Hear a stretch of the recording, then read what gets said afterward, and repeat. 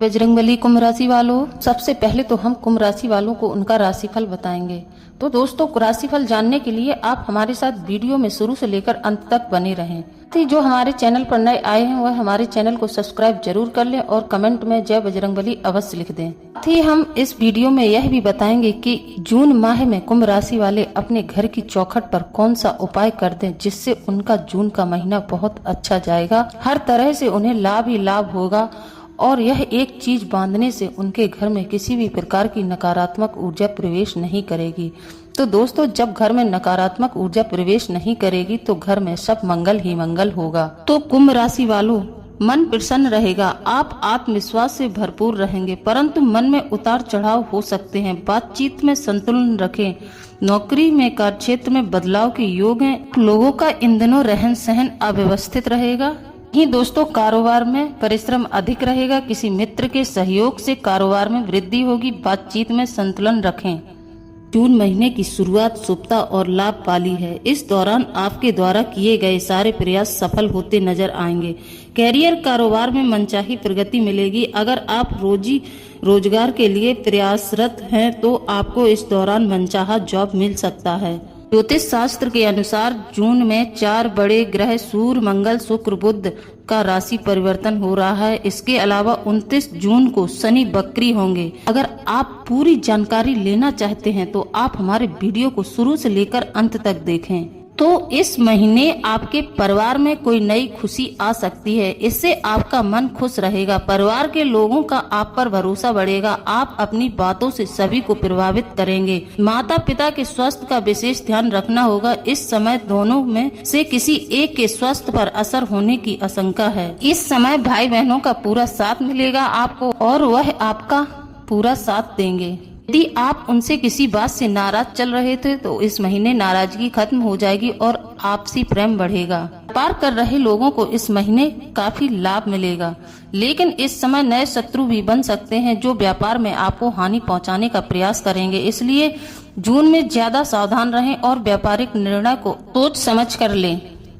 सरकारी अधिकारियों को जून में ज्यादा चिंता करने की आवश्यकता नहीं है। प्राइवेट जॉब कर रहे लोगों को ऑफिस की राजनीति से दूर रहना चाहिए, वरना नुकसान हो सकता है। बात कर लेते हैं शिक्षा और करियर के बारे में। कुंभ राशि के जो छात्र उच्च शिक्षा ग्रहण कर रहे हैं उनकी अपने पिता से अनबन हो सकती है। पिता की बात ध्यान से सुने, यह भविष्य में आपके लिए लाभदायक होगा। स्कूल में पढ़ रहे छात्रों को जून में कम मेहनत में भी अच्छे परिणाम देखने को मिलेंगे। प्रतियोगी परीक्षा की तैयारी कर रहे छात्रों को कई क्षेत्रों से अवसर मिलेंगे, लेकिन अनदेखी से यह मौके आपके हाथ से निकल सकते हैं, इसलिए सतर्क रहें। तो अब हम बात कर रहे हैं कुंभ राशि के प्रेम जीवन के बारे में। कैसा रहेगा कुंभ राशि वालों का प्रेम जीवन? कुंभ राशि का कोई व्यक्ति प्रेम संबंध में है तो जून में आपके रिश्ते में कोई तीसरा व्यक्ति दरार डालने की कोशिश कर सकता है। किसी की बातों में न आए और न ही रिश्ते को जग जाहिर करें। सिंगल लोगों को किसी के साथ मिलने की प्रबल संभावना है। यदि आपका विवाह हुए कुछ समय हुआ है तो आपको जीवन साथी से शुभ संकेत मिलेगा और आप दोनों मिलकर भविष्य की रणनीति को लेकर भी गहन चर्चा करेंगे। दोनों के बीच आपसी संबंध पहले की अपेक्षा मजबूत बनेंगे। विवाह की प्रतीक्षा कर रहे लोगों को कोई न कोई खुशखबरी जरूर मिलेगी। बात कर लेते हैं कुंभ राशि वालों का जून महीने में स्वास्थ्य कैसा रहेगा। जून में स्वास्थ्य के लिहाज से कुंभ राशि वालों पर शनि भारी है। यदि आप सीढ़ियां चढ़ते हैं तो सावधानी बरतें और भारी सामान उठाते समय भी ध्यान रखें। साथ ही शनिदेव के प्रकोप को कम करने के लिए शनिवार के दिन तिल का दान अवश्य करें। ऐसा करने से आप लोगों को मानसिक रूप से कोई समस्या नहीं होगी। हालांकि जून के बीच में नींद कम आने की समस्या हो सकती है, जिससे कुछ समय के लिए तनाव भी रहेगा।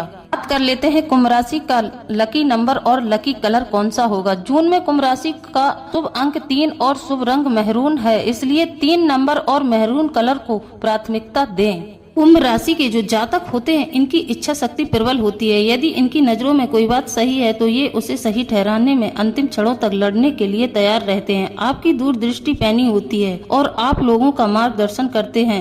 ये स्वभाव में थोड़े शर्मीले होते हैं, इसलिए इनमें संवाद करने की प्रबल इच्छा नहीं पाई जाती है। कुंभ राशि में जन्मे जातक नौकरी में उत्साह भर देते हैं और जीवन के उद्देश्यों के लिए अपनी कल्पना का दोहन करने की एक अनूठी क्षमता है। इनमें अपने परिवार को सक्षम करने की प्रबल क्षमता है और इच्छा होती है।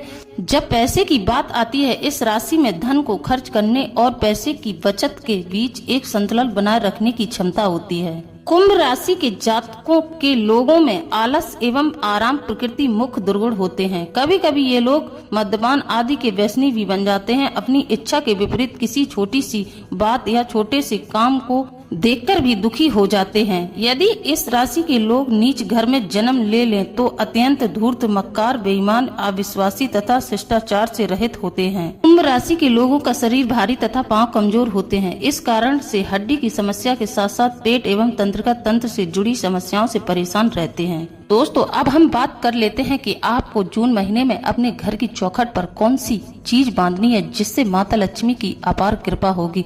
साथ ही अब हम आपको बताएंगे कि आपको कौन सी इस माह 8 गलतियां नहीं करनी है जिससे माता लक्ष्मी रूठकर आपके घर से चली जाएंगी। हम आपको दोनों ही बातें बताएंगे, तो दोस्तों वीडियो में अंत तक बने रहें। धर्म शास्त्रों में माता लक्ष्मी को धन और वैभव की देवी माना गया है और बताया गया है कि वह चंचल स्वभाव की होती हैं। ऐसा इसलिए है क्योंकि वह हमेशा किसी के पास नहीं टिकती हैं। जिसके ऊपर माँ की कृपा होती है उसके जीवन में कभी भी किसी चीज की कमी नहीं होती है। माँ का आशीर्वाद रंक को भी राजा बना देता है और जिससे यह रूठ जाती है तो उसको भिखारी बनाते हुए देर नहीं लगती है। हमारे ज्योतिष शास्त्र में कुछ ऐसी बातें बताई गई हैं जिन गलतियों को करने से माता लक्ष्मी हमेशा के लिए घर छोड़कर चली जाती हैं, क्योंकि जाने अनजाने हम ऐसी कई गलतियां कर बैठते हैं जिससे माँ लक्ष्मी नाराज हो जाती हैं। आइए हम आपको बताते हैं कि आपको कौन कौन सी गलतियां नहीं करनी चाहिए। यदि आप यह गलती नहीं करेंगे तो आपके घर को छोड़कर माता लक्ष्मी कभी नहीं जाएंगी। बहुत लोगों की आदत होती है कि रात्रि में जूठे बर्तन अपनी रसोई में छोड़ देते हैं। जी हाँ दोस्तों, अगर आप अपनी रसोई में रात्रि के जूठे बर्तन रख देते हैं और सुबह धुलते हैं, जो कि शास्त्रों के अनुसार उचित नहीं है। घर में जूठे बर्तन फैलाकर कभी नहीं रखना चाहिए। इससे देवी लक्ष्मी रुष्ट हो जाती हैं और ज्यादा दिन तक आपके घर में फिर नहीं रहेंगी। इसलिए घर में हमेशा साफ सफाई का विशेष ध्यान रखना चाहिए जिससे माँ की कृपा हमेशा बनी रहे। वास्तु शास्त्र के अनुसार उत्तर दिशा कुबेर की दिशा मानी जाती है। घर की उत्तर दिशा में कुबेर और माता लक्ष्मी का वास होता है जो धन और समृद्धि की घोतक हैं। इस स्थान को मातृ स्थान भी कहा गया है। इसलिए इस स्थान में कूड़ा या बेकार का सामान नहीं रखना चाहिए। इस दिशा को हमेशा साफ सुथरा रखना चाहिए।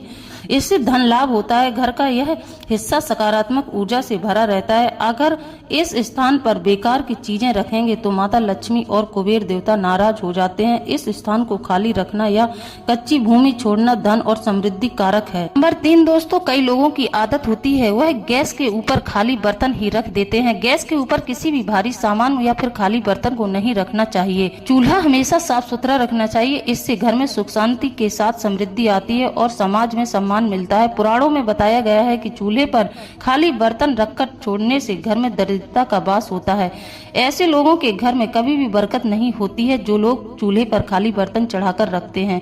हमारे घर में मंदिर के बाद किचन सबसे पवित्र स्थान माना गया है और इसमें देवी देवताओं का वास होता है। नंबर 4 दोस्तों, अगर आप सूर्यास्त के बाद घर में झाड़ू पोंछा लगाते हैं तो यह दुर्भाग्य का सूचक माना जाता है। झाड़ू में लक्ष्मी का वास होता है और सूर्यास्त के समय घर में झाड़ू लगाने से माता लक्ष्मी नाराज हो जाती हैं और घर अगर किसी कारण बस झाड़ू लगानी पड़ जाए तो आप ध्यान रखें कि कचड़े को रात्रि में बाहर न फेंकें, उसे सुबह ही फेंकें।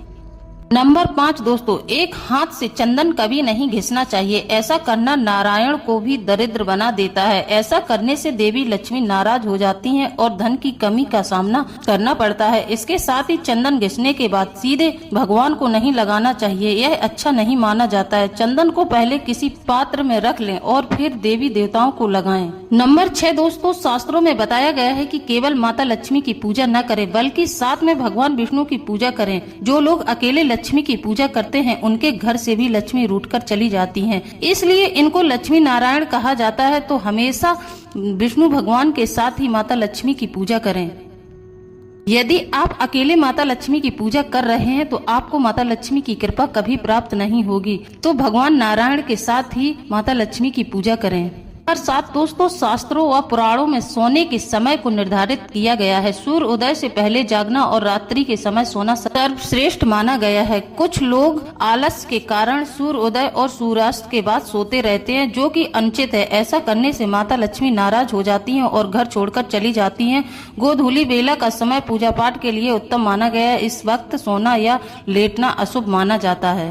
नंबर 8 दोस्तों, गृह लक्ष्मी यानी घर की महिलाओं का कभी भी अनादर नहीं करना चाहिए, क्योंकि इनमें माँ लक्ष्मी का वास माना गया है। जिन घरों में लोग महिलाओं का अपमान करते हैं या फिर उनके साथ मारपीट करते हैं, उनके घर में कभी माँ लक्ष्मी का वास नहीं होता है। इसके साथ ही घर में बड़े बड़े बुजुर्गों और गरीबों का अपमान भी नहीं करना चाहिए, इससे भी माता लक्ष्मी नाराज हो जाती हैं। वैसे तो गुरुवार का दिन भगवान श्री हरि विष्णु को समर्पित है। इस रोज इनकी पूजा करने से सभी मनोकामनाएं पूर्ण होती हैं। क्या आप जानते हैं गुरुवार को माँ लक्ष्मी की पूजा और कुछ खास काम करने से वे सदा आपके घर में वास करती हैं। सुबह ब्रह्म मुहूर्त में घर को साफ करने के बाद चावल के लेप से रंगोली सजाएं। माँ लक्ष्मी के चरण जरूर बनाएं। माँ लक्ष्मी संग भगवान विष्णु की पूजा कर सुबह और शाम दीपदान करें। इसी तरह किसी सुहागन स्त्री को गुरुवार के दिन सुहाग अथवा श्रृंगार प्रसादन देने से माता लक्ष्मी अत्यंत प्रसन्न होती हैं। गुरुवार को घर के बच्चे तथा कुंवारी कन्याएं हल्दी मिश्रित चावल चिड़ियों को खिलाएं तो ग्रह पीड़ाओं से मुक्ति मिलती है और घर में सुख शांति आती है। बरगद अथवा बड़ के ताजे पत्ते तोड़कर हल्दी से उस पर स्वस्तिक बनाएं। पुष्य नक्षत्र में घर में रख लें। ऐसा करने से घर की आर्थिक स्थिति मजबूत होती है।